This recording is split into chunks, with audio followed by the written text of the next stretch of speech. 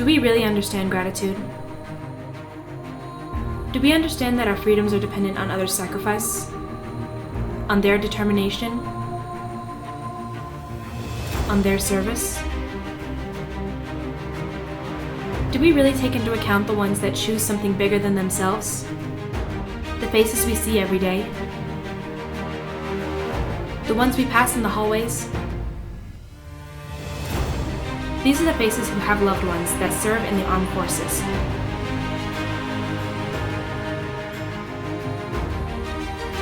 It could be your best friend, your teacher, or yourself. This Veterans Day, take a moment.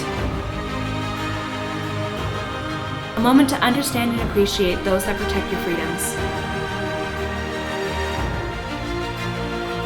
And maybe it's time to show a little gratitude.